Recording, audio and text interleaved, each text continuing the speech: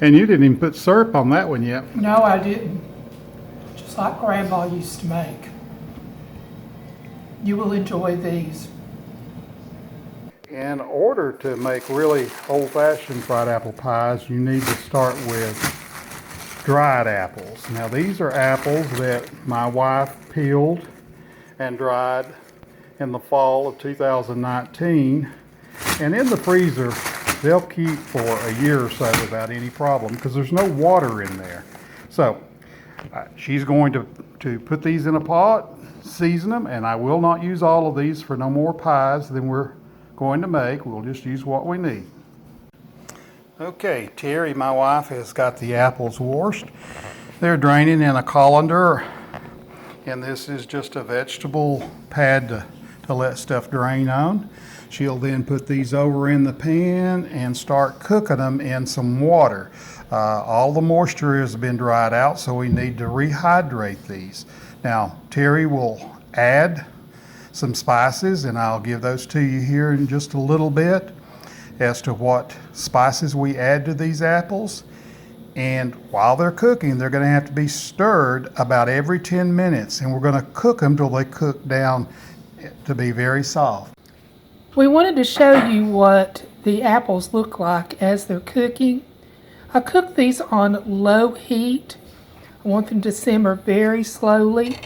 And as they cook up some, I usually take my spoon and mash them, just sort of break them up a little bit, because you want to make your apples almost to the consistency of applesauce. There are no spices or sugar or anything else in them yet. We'll add those later. Okay, I want to show you the spices that I'm fixing to put in the cooked apples. And these were Golden Delicious apples. They make the best dried stack cakes and fried apple pies. I have got a teaspoon of cinnamon, a half a teaspoon of cloves, a half a teaspoon of nutmeg, and a full cup of sugar. I will put those in and stir them up and let it simmer for probably about another hour. First thing you're going to see me do is sanitize my counter. Now you could buy those baked pastry mats that you put down to put your food on. I've even myself used a serving tray, one of the plastic ones. I think that we bought it at just a big box store. I'm putting a lot of soap on the counter here, and I'm going to rinse it off. Takes quite a bit to get all the soap off when you put as much on it as I have. But there's nothing wrong with cleanliness at all in this world.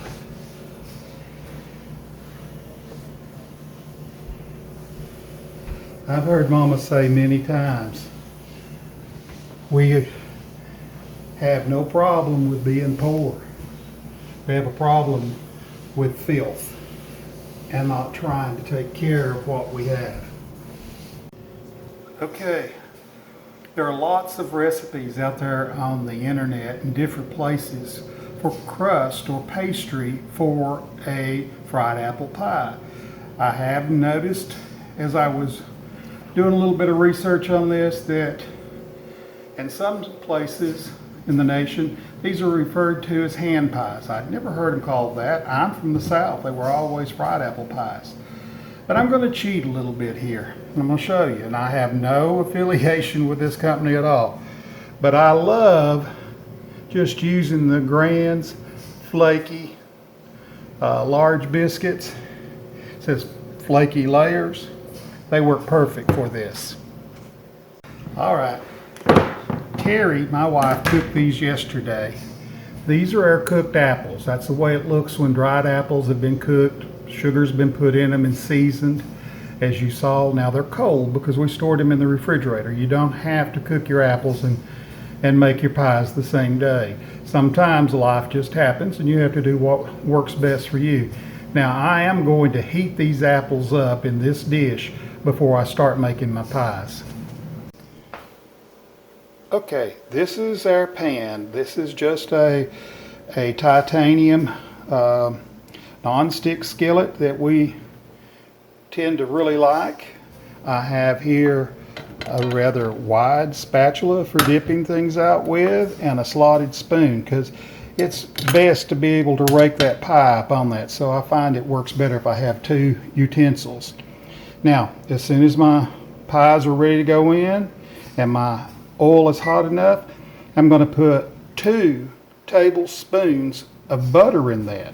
Now, listen, do not use margarine. Margarine is very high in moisture content, and when you add it to hot grease, you're going to have the awfulest splattering and popping you've ever seen in your life.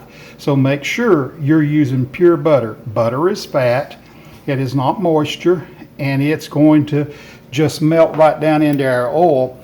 2 tablespoons is enough to take that vegetable oil. Oh, it keeps going in there. 2 tablespoons full of this butter is enough to add to this to give our pies a nice butter flavor. And remember, fried apple pies are just that, fried. All right, here's what we're going to use to make our fried apple pies. I'm using organic, all-purpose, unbleached King Arthur flour.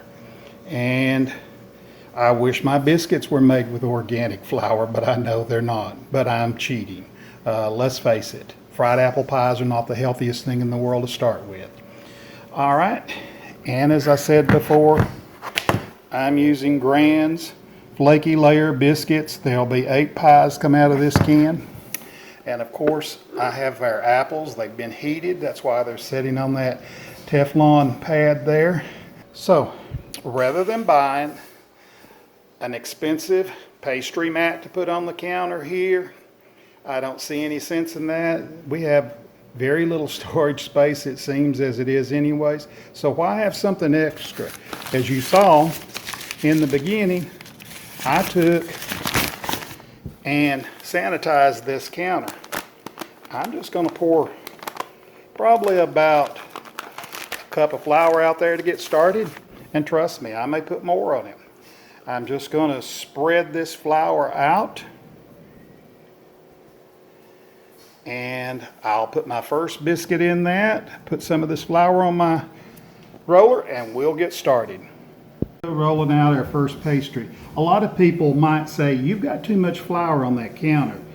And I don't dispute that at all. I don't claim to be an expert, but all I can say is, you make them the way you want to make them, and I'll make them the way I want to make them.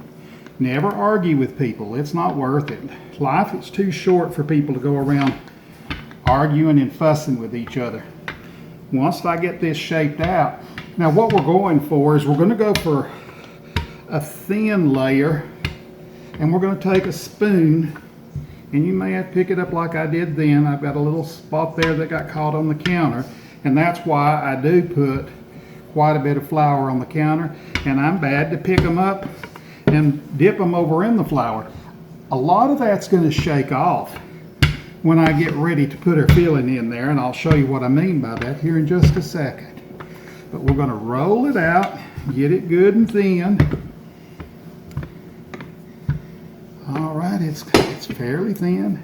I'm going to dust a lot of that flour off. As I said, I don't want any more of that building up in my oil than I have to have. Here's something I forgot to tell you about. I'm going to want some water. And no, that water's not to drink. I'm going to want to take this pie crust, and on half of it, as you can see, I'm wetting my fingers and I'm moistening this side. We're going to crimp that together. I find this just allows it to stick together. I have fixed them where they would just come apart in the cooking batter, or in the cooking oil, excuse me. That's just me.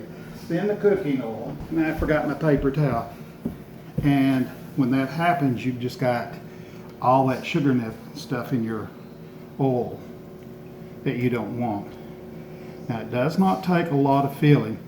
That's one of the mistakes you can make, is putting too much filling. As you saw, you're going to want a heaping tablespoonful to go in there. You bend this over, pat that into that right there.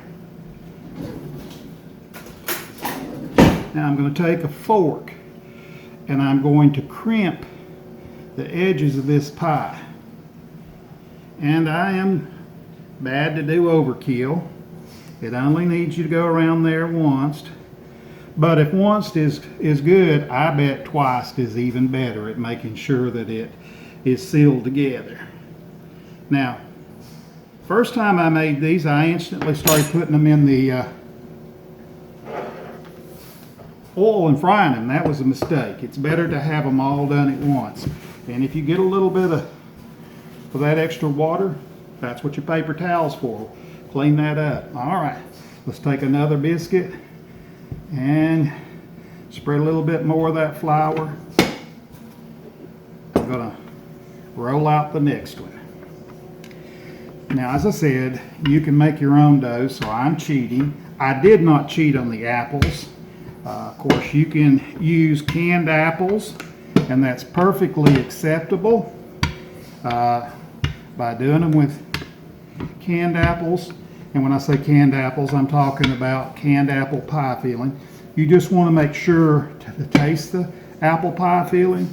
In most cases, that apple pie filling is not going to have as much spice as what we like in a fried apple pie. As you can see, this crust is not sweet, just like a pie would be. A pie, typically the crust is not sweet. So, now here we go. I'm going to put my hands back in this water, and half of it I'm going to dab here. And you could use any biscuit, and by all means, if you like making pie crust, or actually biscuit crust is what a lot of the recipes that I have seen call for. You're just going to put that apple, and as I said, you don't want to get too much. Trust me, that's more than enough to give it a wonderful flavor. Take our fork, crimp it down. It does not take long to make fried apples when you're making them with canned biscuits. Back in the day, I've seen Mother make it with the cheapest canned biscuits she could find at the grocery store, and they turned out just fine. And I have seen her make pie dough and use pie dough, so it's just whatever suits your need. All right, there's our second one. Clean up that little bit of water, and here we go on the third one.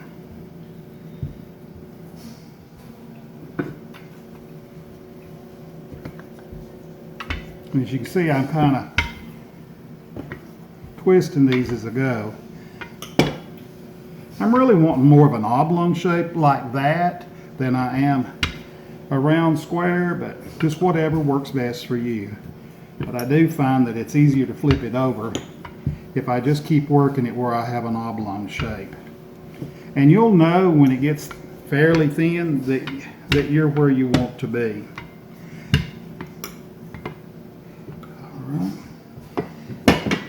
And as you can see, that's not perfect.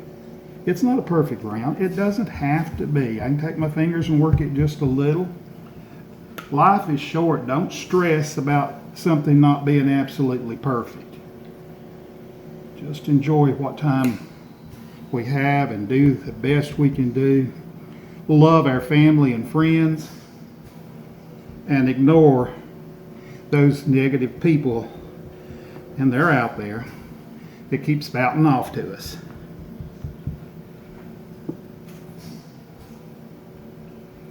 All right, I've got that wet. We're just going to take that and flip it over. Now see, that's what happens when you get too much. All right, what do? We push it back. Just take our fork and push it back. Clean our edge off. Pull our edge up, make sure it's good and clean. And the crimp will go right there. This is a prime example of why you don't want too much filling. As you saw, I went back and got a little bit extra, so this one's going to have a little problem. But trust me, it'll taste just as good, and I'm not fretting over it. I could have hid this part of the video, but hey, It's a fact of life. Things happen. Yeah, things happen. I've decided I'm going to just put a little flour on that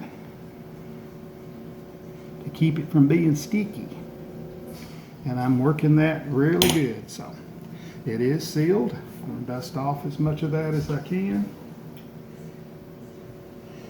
But I will be honest, that one's going to go into the fryer last. When I say the fryer, the skillet. And I'll probably cut away and come back. Your time is precious and you don't need to see me roll every one out. You see how I'm doing it. So. All right, so we've cut our butter into 2 tablespoons. My oil is hot. You can tell by the sizzling there of the butter, but as you can see, it's not splashing and splattering. I'll take my spoon, move it around. I want that butter to totally melt and incorporate into my oil. As I said, I want everything to taste very buttery. For those of you that don't know it, when you're frying chicken, if you want a butter flavored chicken, you can do the same thing I'm doing here with these fried pies. Okay, let's start with our first ones that we did. Now, when you put these in the skillet, they have a rounded side. Put that rounded side towards the wall of your skillet. Another thing that I have found works quite well for me is don't fry more than 2 at a time. Don't overcrowd your pan. As you can see, these things cook rather fast. It does not take long to fry them. I just put these in and they're already browned. I have the first 2 I've taken out. They're on our platter. Here's the next 2. And I see that one did come apart just a little bit. When your oil's good and warm, it shouldn't take you more than 2, 3, 4 minutes. You just have to, that's why you need to make all of them at one time and then put them in there. You've got to stand here and fry these things. And a lot of people won't fry them with this much oil, so if you don't want to, don't do it. Do what you want to. Remember, you're the one that's a cook. You make sure that they match what you want to do, not someone else. All right, here goes the last 2. And I would suggest that you do not do what I just did. That oil's very hot, and this is the one that the filling came out on. You should put these on your spatula and put them in there. Do not get burned. There's a reason you're not seeing me take them out, because I can't hold the camera and work both of these utensils so I don't get burned. But you just saw me drop those in. It's browning already. They do cook rather fast. Okay, there's our finished product. 8 fried apple pies. And just as soon as they warm down a little bit, the wife's going to be the official taste tester for you guys. Oh my goodness, that looks so good. They look great. All right, we'll let you try it. I want to get a bite of the apple goodness.